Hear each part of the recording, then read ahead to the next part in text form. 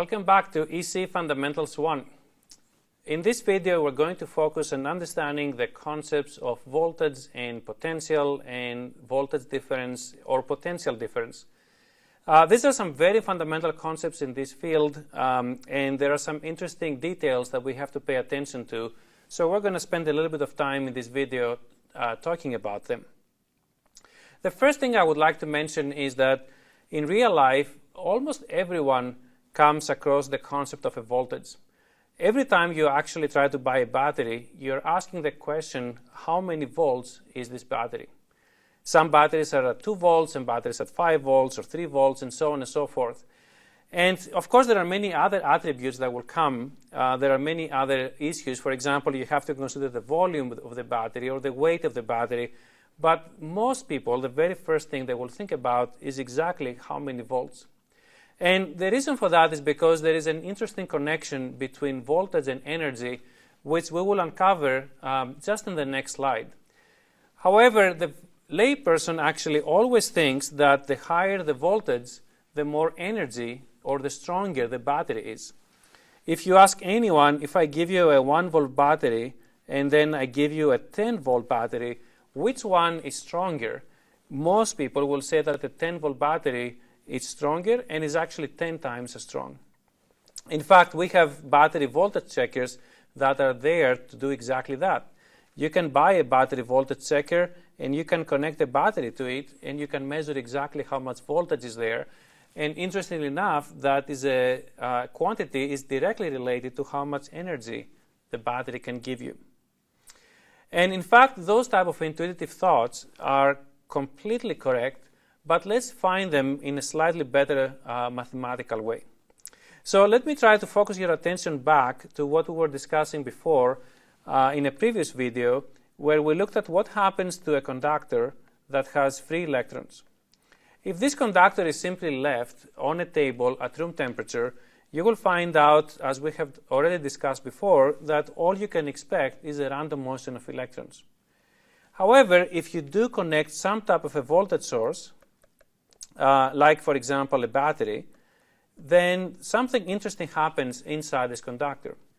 And what happens inside this conductor is that there is an electric field that gets established from the high end of the battery to the low end of the battery, and that electric field exerts force on the free electrons. That force is actually equal to Q, the charge of the electrons, times the electric field.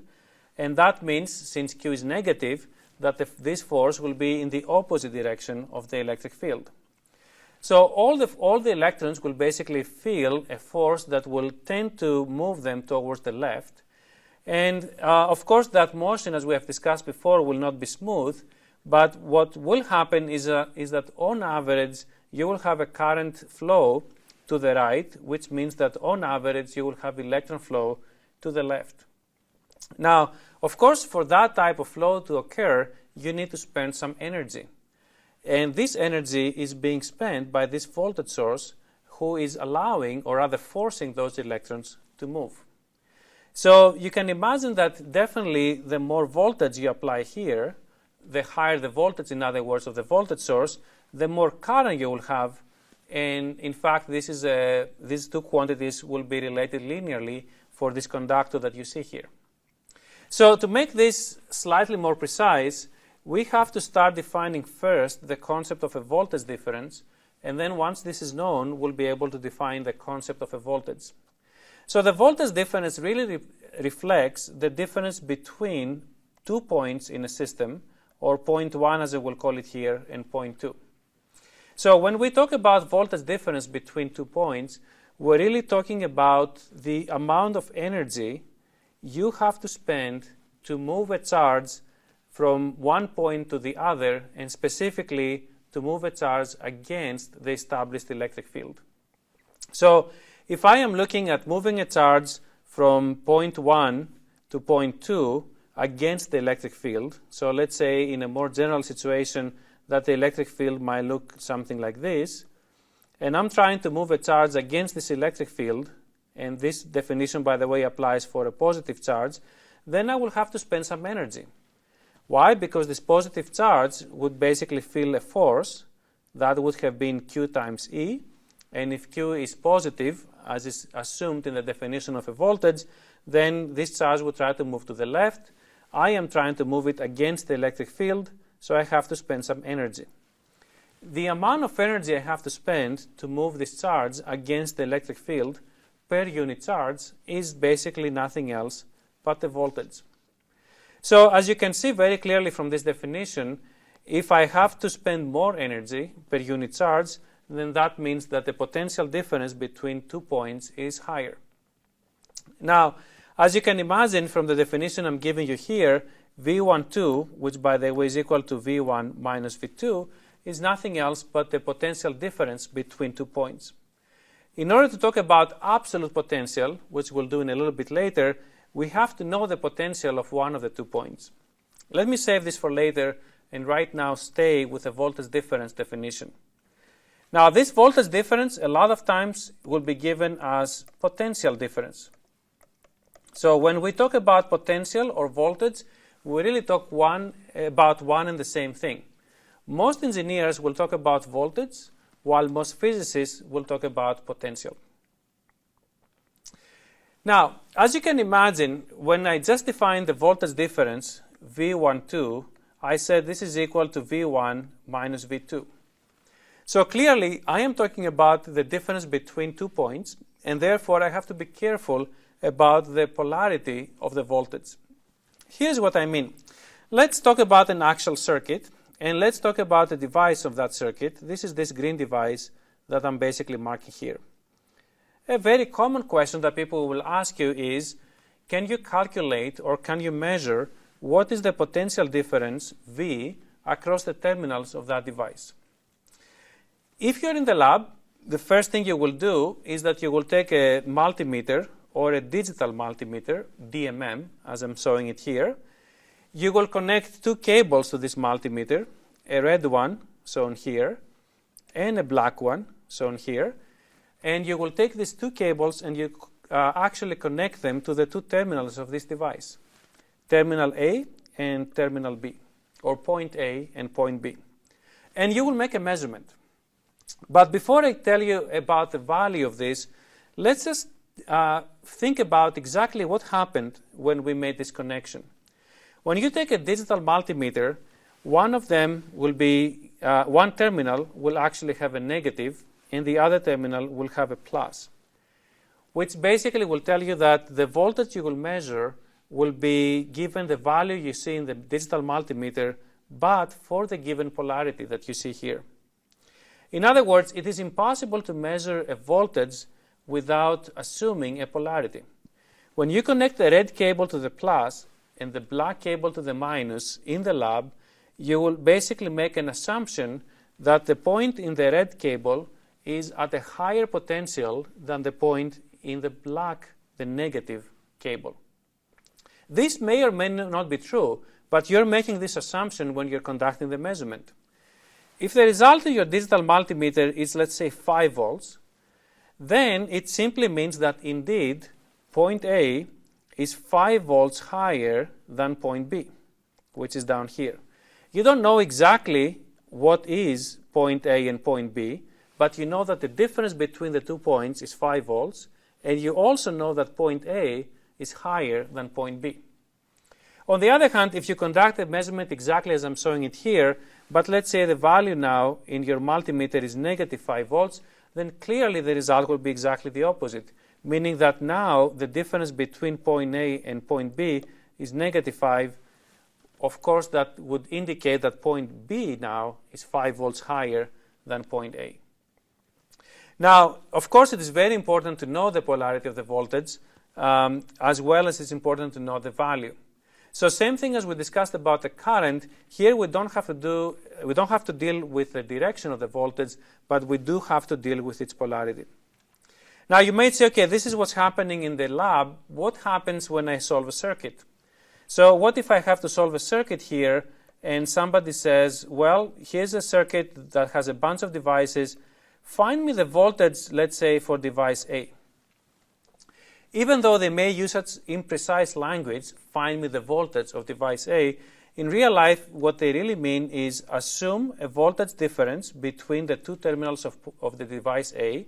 Let me call this difference VA, and calculate this by assuming a polarity.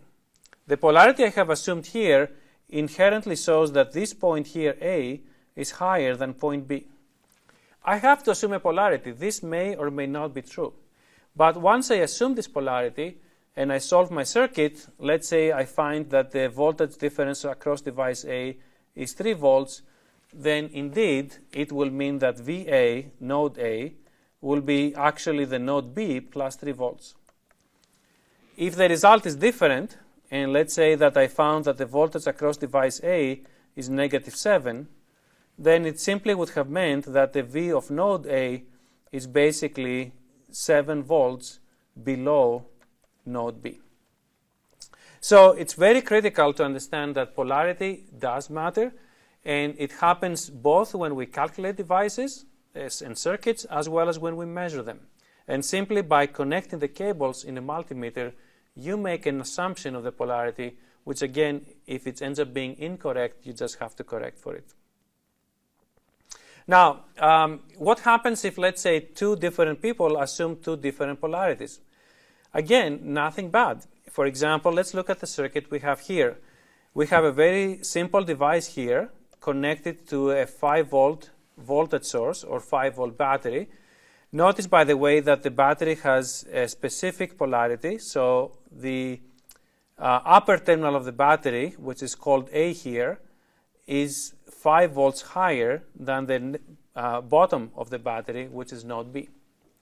So if somebody says, find me the polarity of a voltage, find me the voltage Vx, 2 different people could have chosen 2 different polarities. The person on the left chose the plus minus. The person on the right chose minus plus. The person on the left, the correct answer for their choice is equal to 5 volts. The person on the right, the correct value for their choice is -5. They both have solved the problem correctly. They both have calculated Vx correctly. Each one of them chose a different polarity, which is fine. This is reflected in the result. Now, let's go back to what we were talking about, differences and absolute values. See, unfortunately, a lot of people, including engineers and physicists, they will use imprecise language, which creates a lot of confusion, particularly in the very beginning. Sometimes they will ask a question correctly. For example, sometimes referring to the voltage V here, they will say, find me the voltage difference or find me the potential difference V. That's the correct way to ask the question. Sometimes, on the other hand, when they refer to this device, they will say, find me the voltage V. And by that, they mean find me this value here, V, with the polarity given there. In other words, it's very important to understand when we talk about potential difference and when we talk about absolute potential. As I said before, unless you already assume an absolute potential at some point in a circuit to be known, then you can't really talk about absolute potentials. You can only talk about potential differences. For example, with the measurement shown here, the potential difference V is 5 volts. On the other hand, if somebody says, you know what, let's assume that the potential at point B is 0. This is something that you can do, and in fact, we often do. In exactly the same way as in mechanical engineering, we may have the ground, and we may assume that the potential at the ground is basically 0, or the energy at the ground is 0, such that we can say that an object that is sitting at the height h has a potential energy of mgh, where h is the height, g is the gravity, and m is its mass. In exactly the same way, we can go ahead in a circuit and assume that at some point in the circuit, the voltage is known and its value is 0. This is usually called ground.